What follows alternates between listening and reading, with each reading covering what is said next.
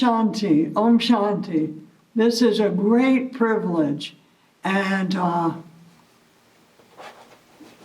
it's so unique in my experience that you're in Europe, and I'm in the United States, although it's very windy out today, and I can see out the windows, and I may be with you shortly if the wind blows me and Yogaville across the sea. And let's see what happens, because this is a very unusual time, isn't it, in our lives. I didn't see this one coming, and probably none of us did. And you know what the thing is, though?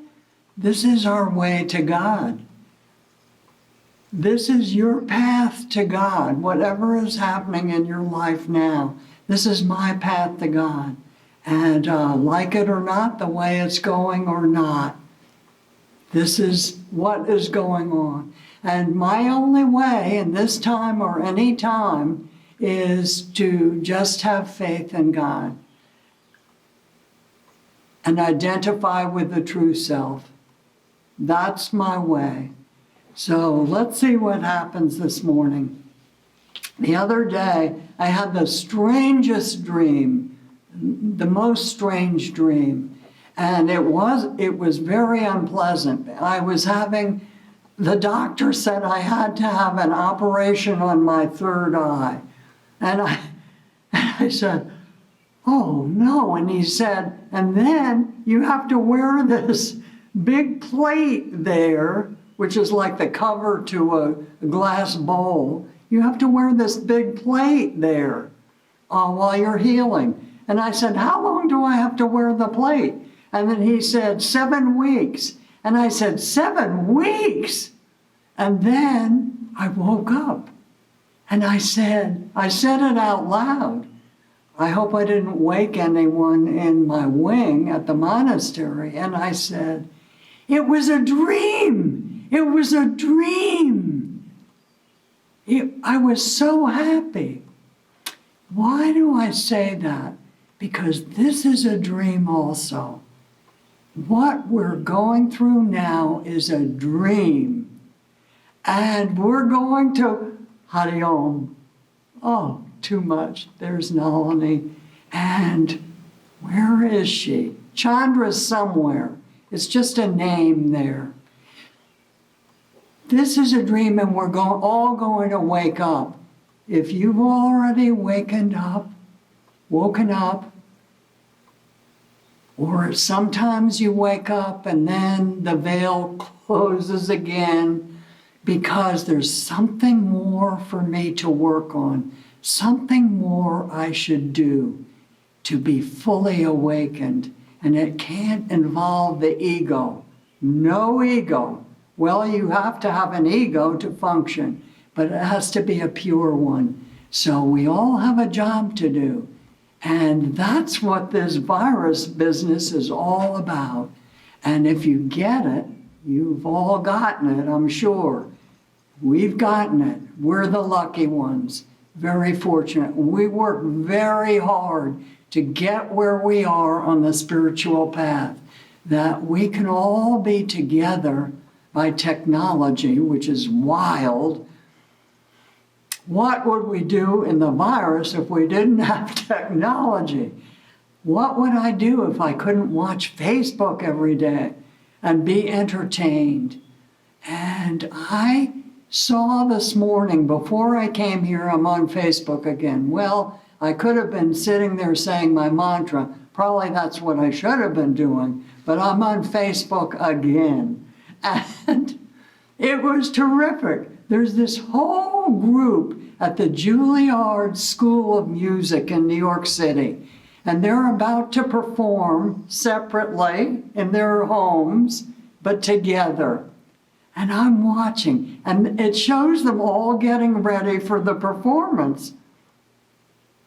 They're all going to play bolero with their musical instruments together. But first they're getting ready. So someone's putting lipstick on, and somebody is drinking their tea. or whatever they're doing. And I thought, that's what we're doing all the time. We're getting ready for the performance.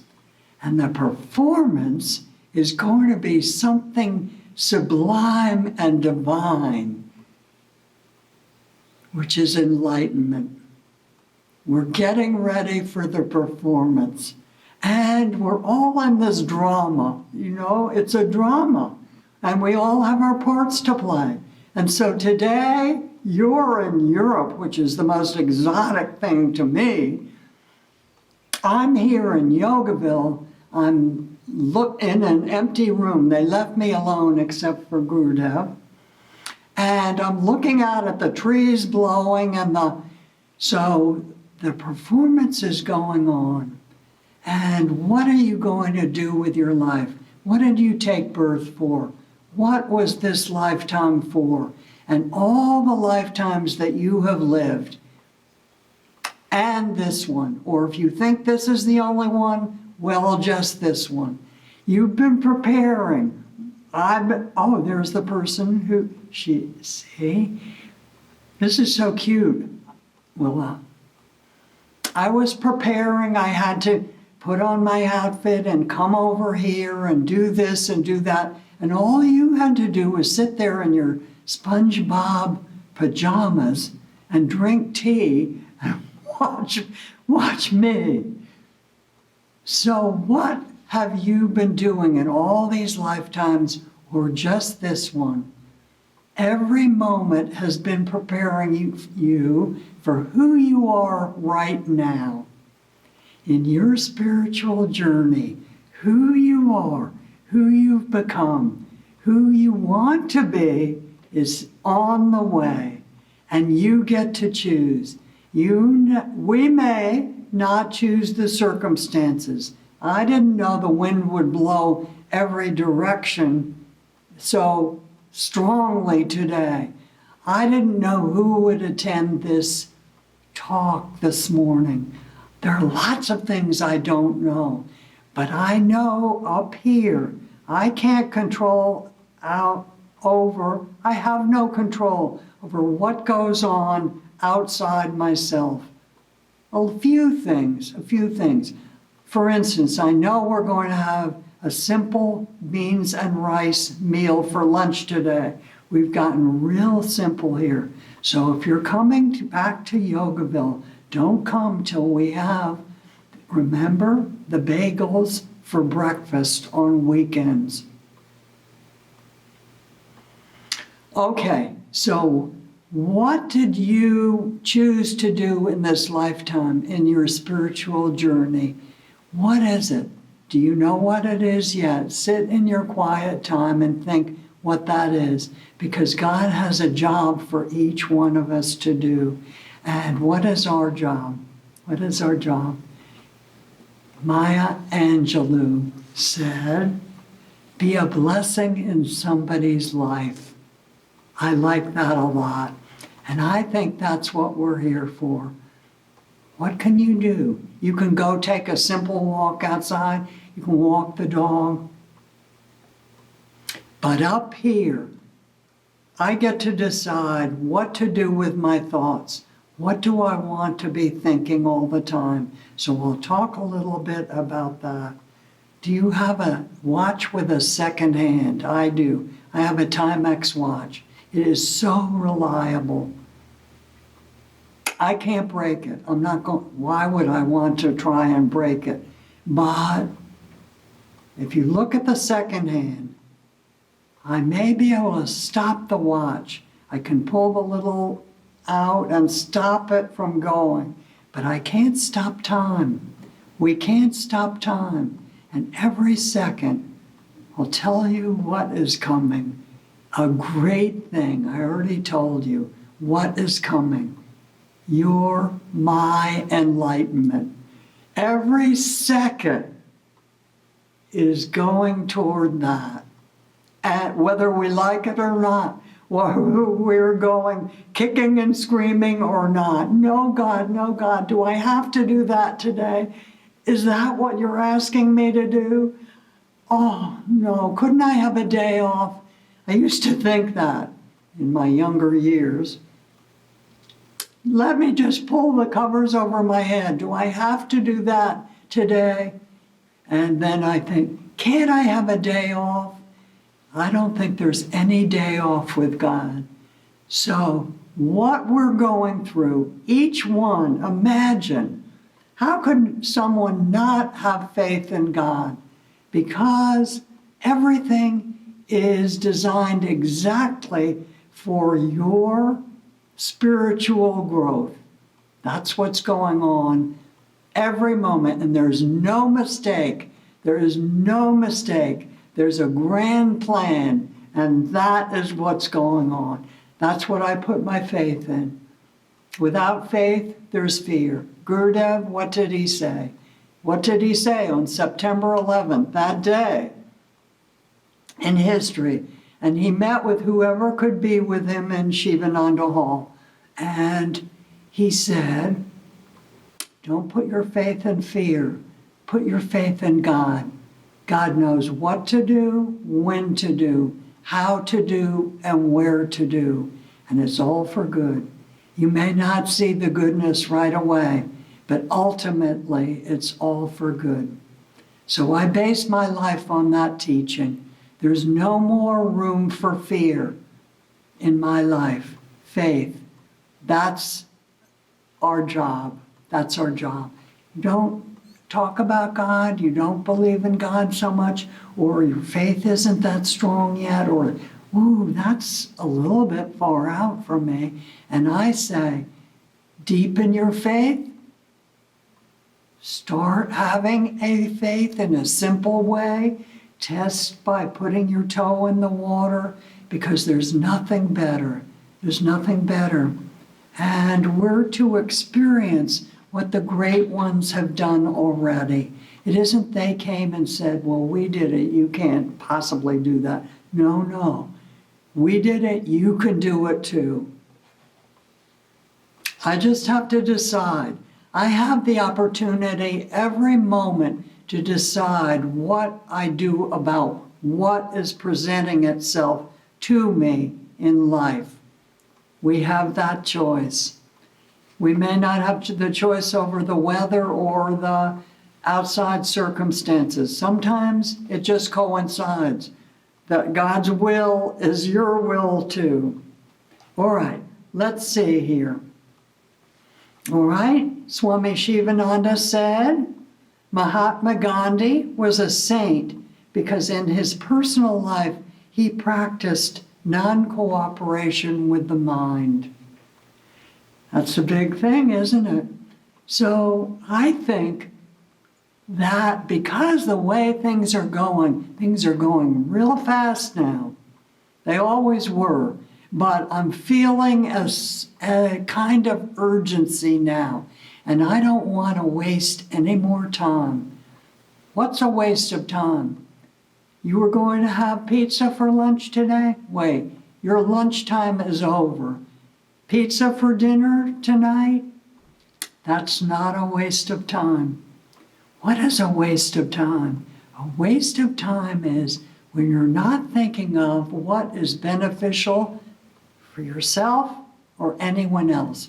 What I'm thinking, what I'm saying, what I'm doing, it has to be beneficial. It has to be positive. And to me, that's the big thing. You all know Raja Yoga. You have great teachers over there. I know because I see some of them and some have come here. And so they have taught you Pratipaksha Bhavana, replacing the negative with the opposite positive thought. So that is the job. What is the spiritual practice? What can I do in my room? I can't go out yet much. We can't here at Yogaville either.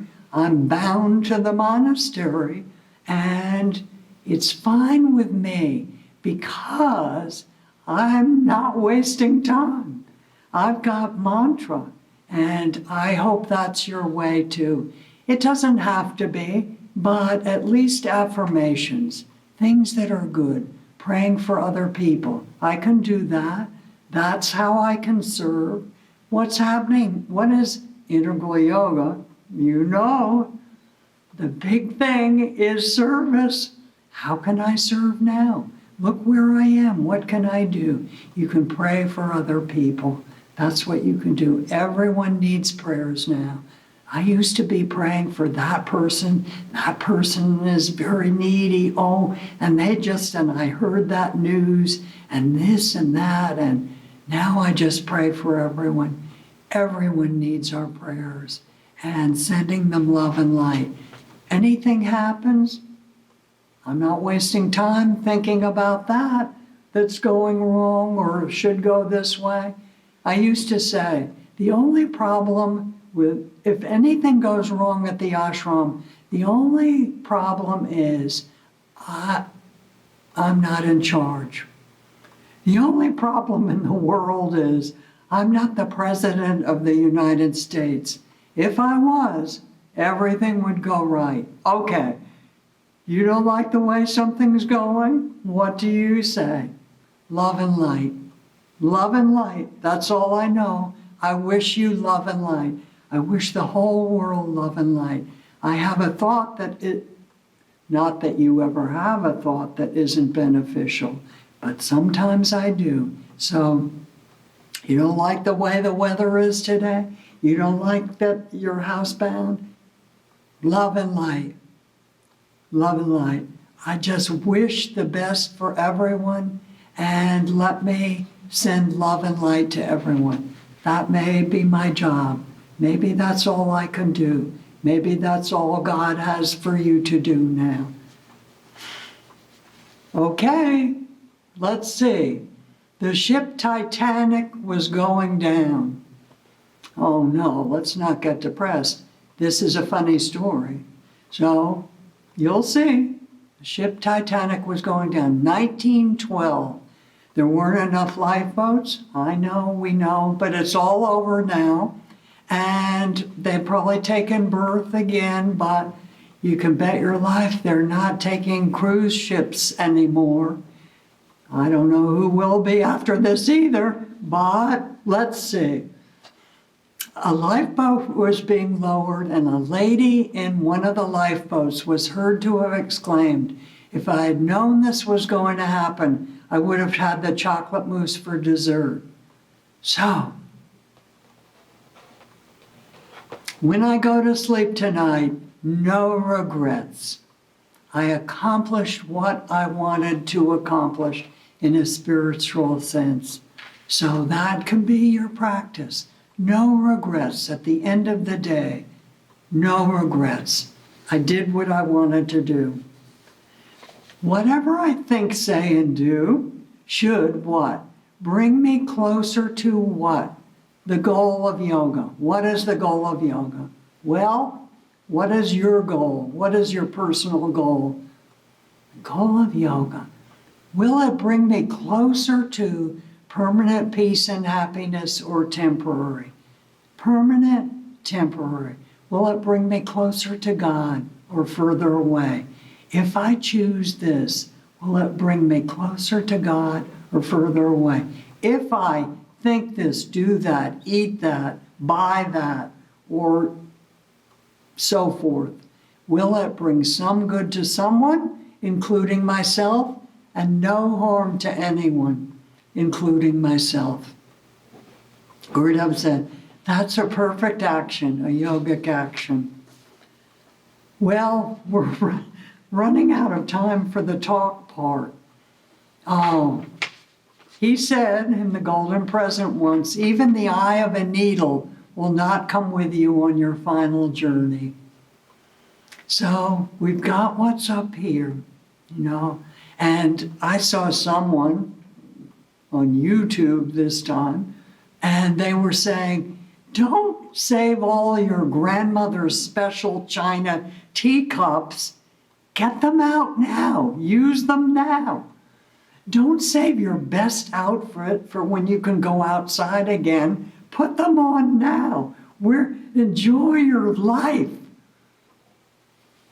So you're supposed to be the example of what the yoga practices bring. And what do they bring? Your practice, my practice should bring me joy. If it doesn't bring me joy, I'm not doing the right thing now. So what brings you joy? All the practices that Swami Satchidananda has given us bring me joy without fail. So what could that be? They could be meditation, pranayama, deep breathing.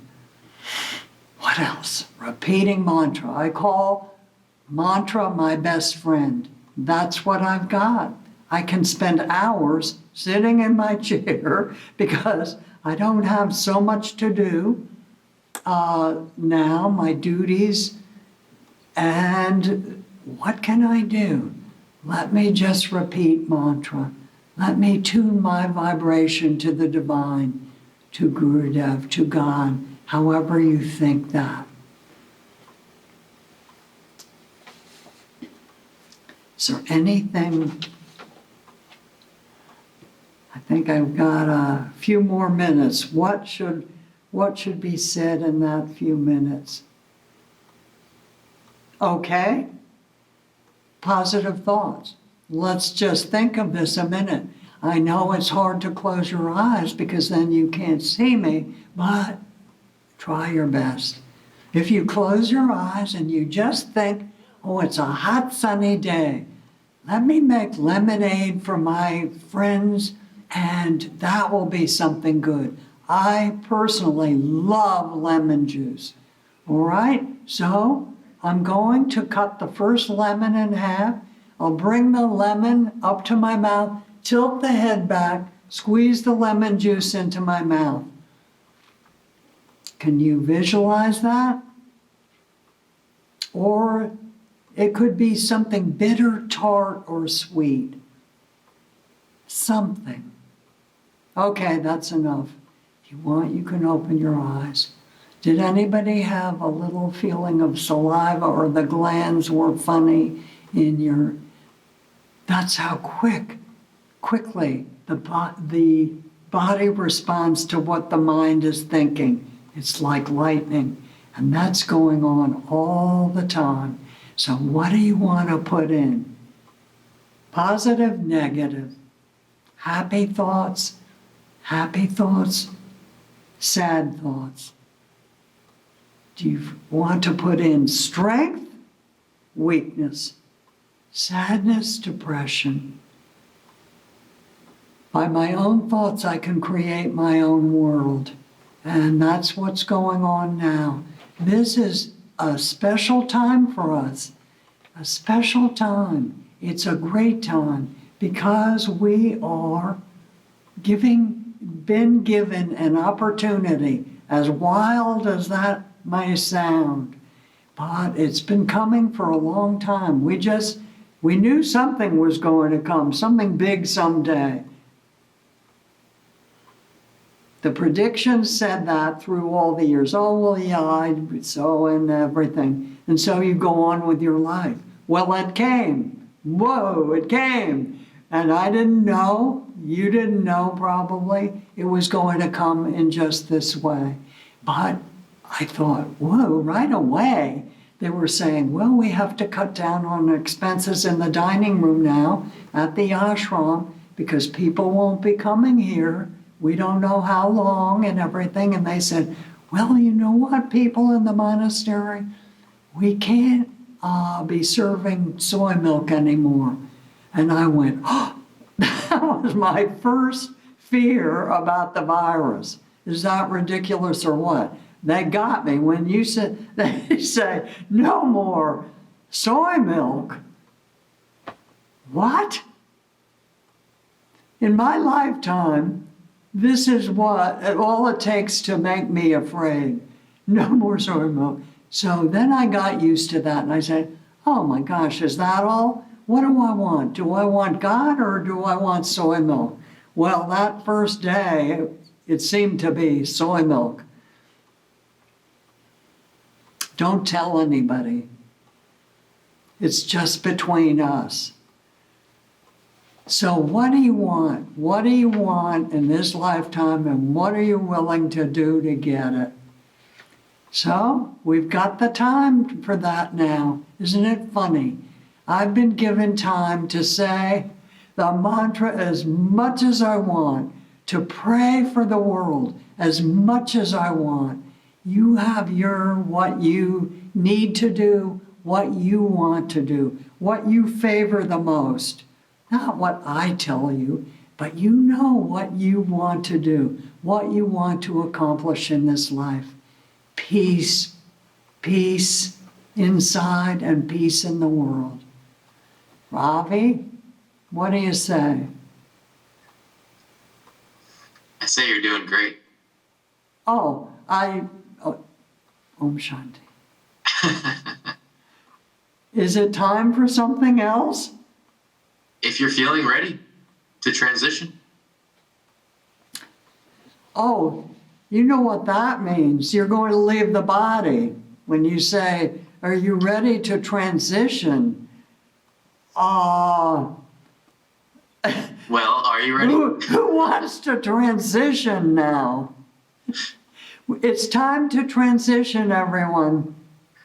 But I don't think Avi meant to leave the body, because there's still something to do. Former Archbishop Desmond Tutu said, and God said, I don't have anybody but you. That's what he's saying to each one of us. I need you to carry on for me. I need you for something. What does he want you? What does he want you to do for him? All right, so now we're supposed to have a little meditation, just a little one. I don't know if you're in the mood to transition. Let's give it our best shot. All right. You can do what you want with the way you're sitting. You don't have to sit in a special position unless you want to. If you want to stand up and be more relaxed and sit down again, whatever you want to do. Let's see what happens here. All right. We're going to think. Let's see how to begin.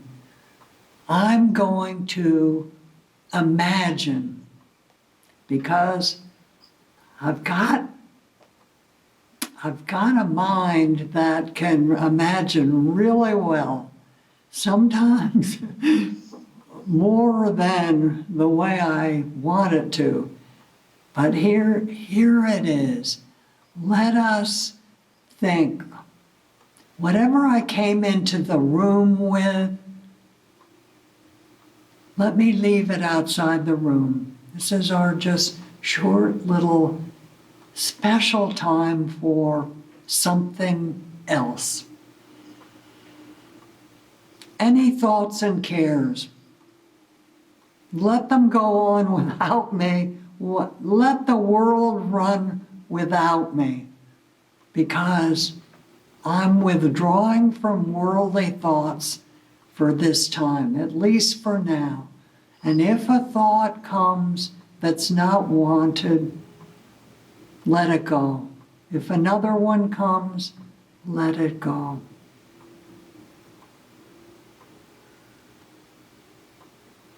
Inside me is peace and happiness personified.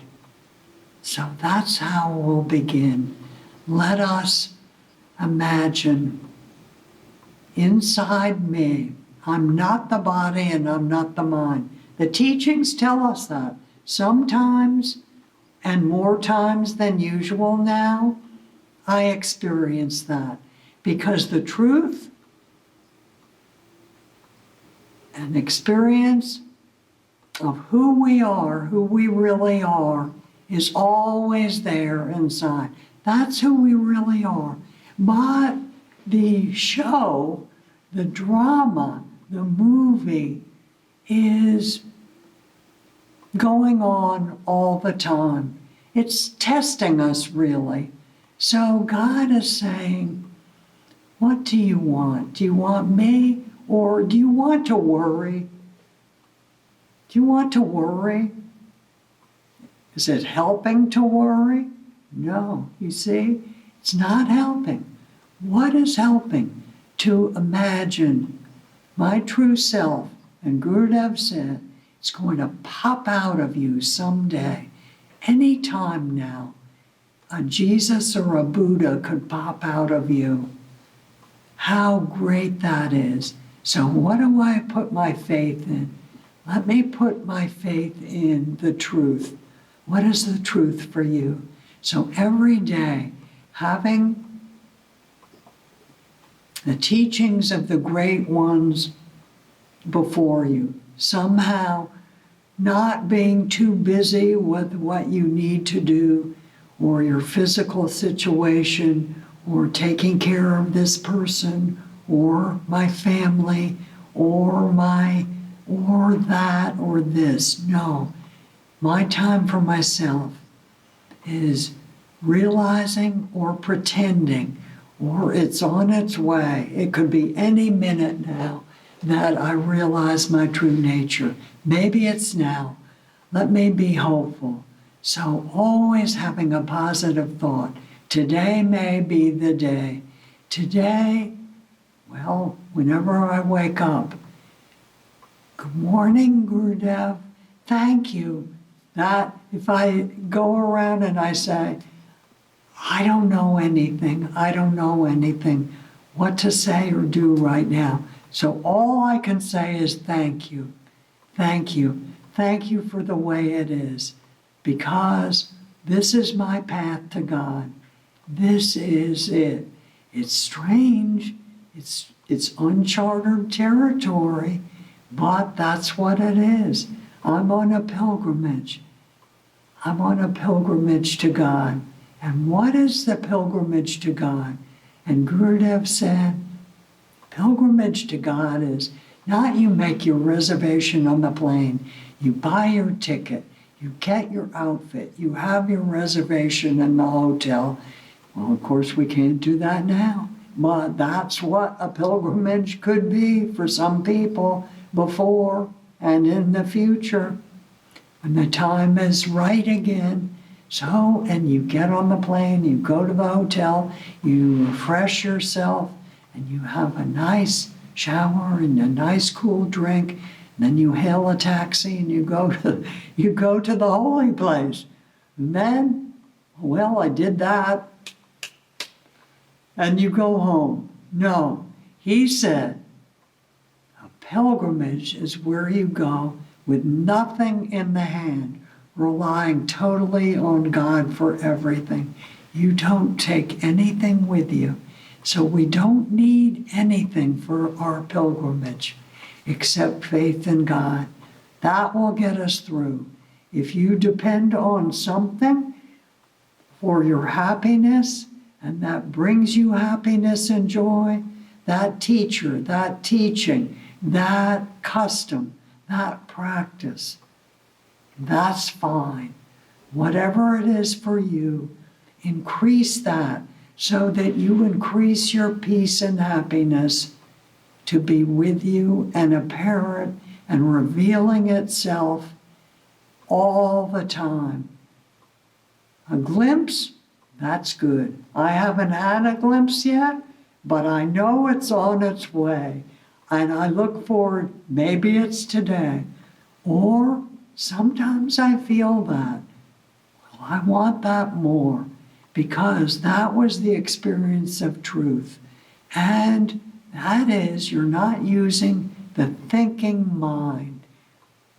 You experience it where it's another state of consciousness, which is divine with a capital D. And you know this is a real thing. And if this is the real thing, if it's like this, even sometimes or a little bit, think what it is when I have it all the time. Who is it that had that? And it's not had it and they don't have it anymore, or they're gone and they're not here anymore. Lord Jesus, Mother Mary, Mahatma Gandhi, Mother Teresa of Calcutta, the saintly woman, she's saint now. Ramana Maharshi, Swami Shivananda, Martin Luther King Jr., when he said, I have been to the mountaintop. That meant enlightenment. Swami Satchidananda, he is my dearest one. Maybe he is your dearest one.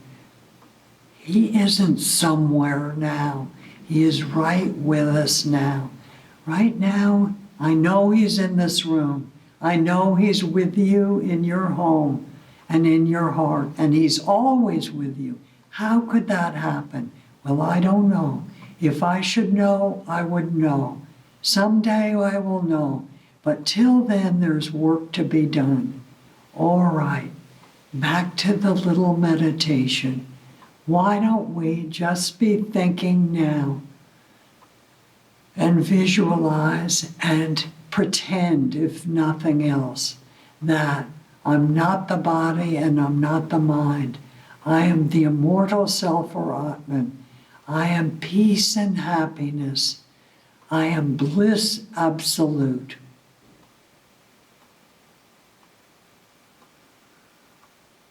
My true self is always happy, always peaceful. I am pure consciousness.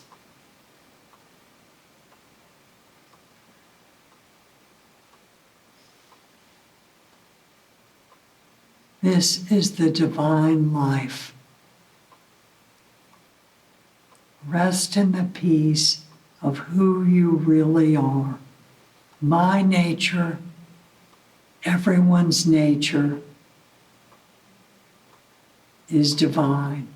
There are no bad people, good people. Everyone is good when I have the eyes to see. Everyone is good. I am good. There's goodness in everyone and everything. My nature is divine. Everyone's nature is divine.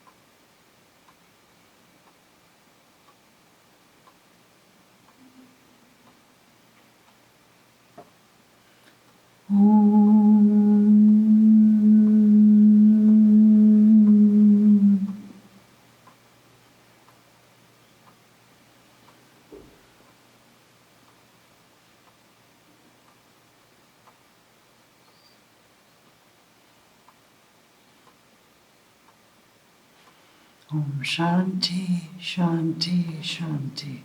Hari Om. When I was 11 years old, I went to camp, summer camp. It was Camp Asquam on Squam Lake in New Hampshire.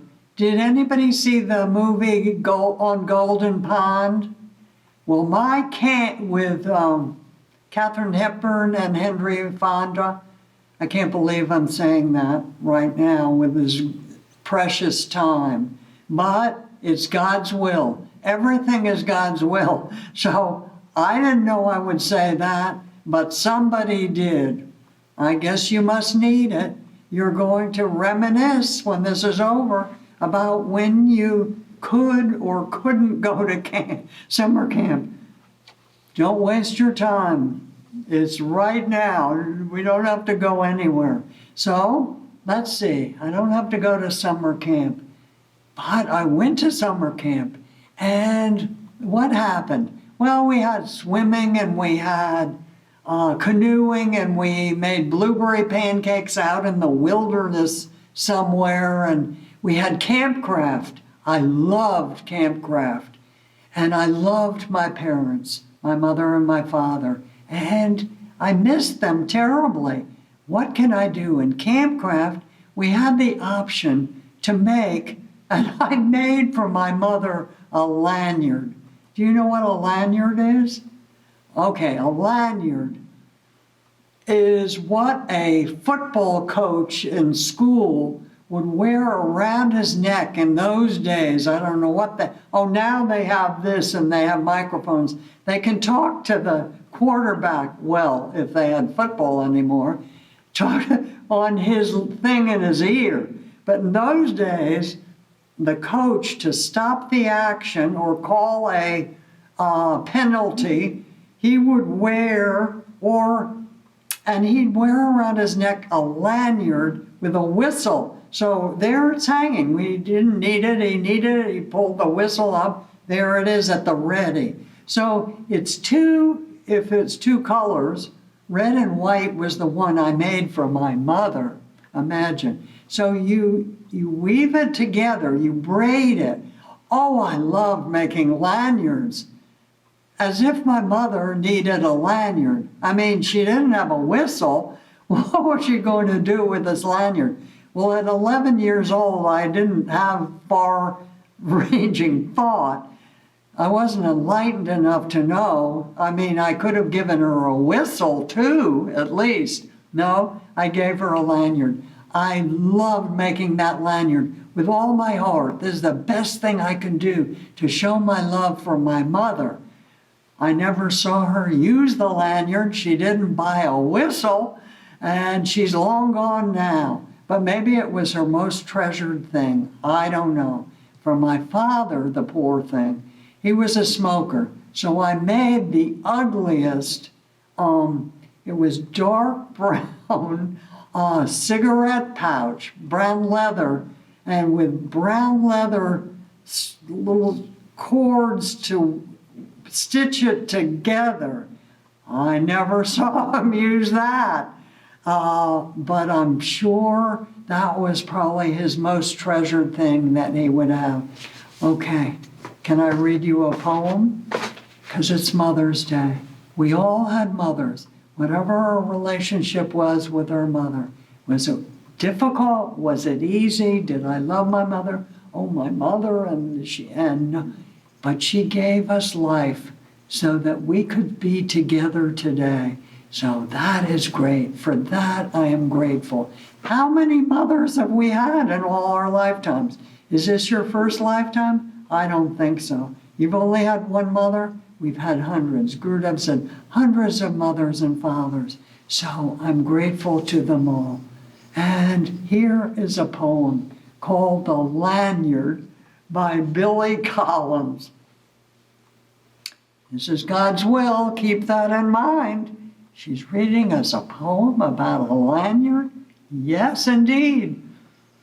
The other day, I was ricocheting slowly off the blue walls of this room, moving as if underwater from typewriter to piano, from bookshelf to an envelope lying on the floor, when I found myself in the L section of the dictionary, where my eyes fell upon the word lanyard.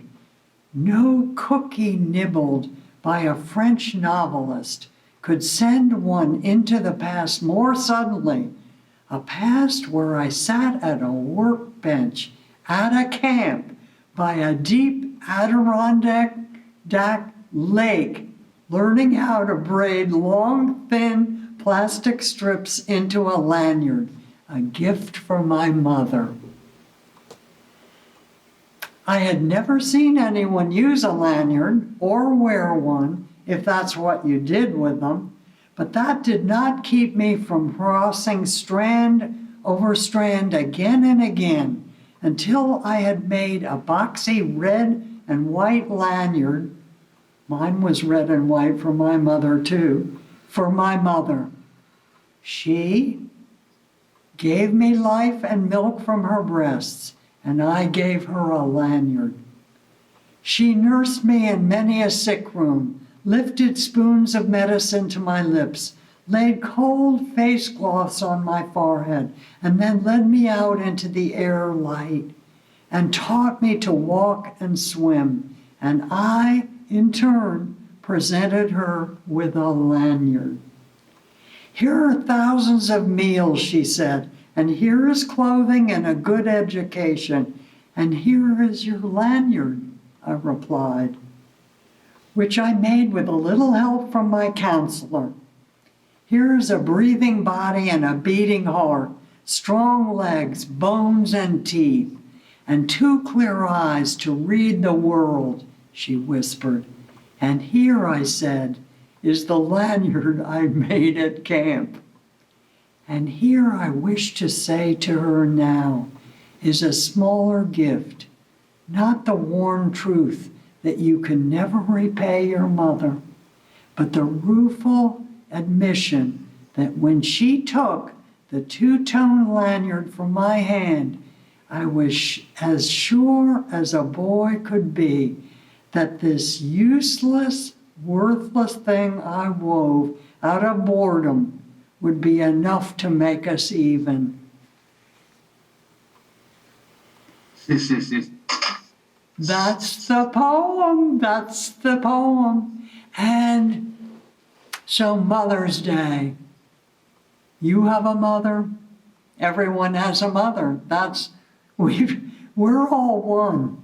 We're all one in this special time on this planet. God chose this for each one of us, and we're all one in that. It's the same experience, whether I'm rich or poor, whether I'm ill or well, whether I'm small or tall. Whatever it is, we're all one now. Isn't that wild? This is what this amazing situation has brought us all together. We are one, and it's a great, great world. It's a great world, and we're seeing that greatness. We're seeing happiness all around us, too. And it makes me so happy to be with you. I can't believe. So this is God's Mother's Day gift to me. We're all mothers. What is mother? A mother gives love. That's the job of the mother, is to give love. And that's what you're all giving to me with your smiles. Heike's special message there. And my love, that's what we're doing in service. We're giving love. That's what the mother does. She just knows to give love. And that's what we want. That's all I know. Whatever the question is, the saying goes, the answer is always love. You don't know what to do. I don't know what to think. I don't know what clothes to put on today or what I'm going to do when we can eventually go out again. Do we go out? Oh, should we go out? Should we order in or should we go out? It doesn't matter, because the answer is love. Give love to every situation in your thought, your word, and your deed.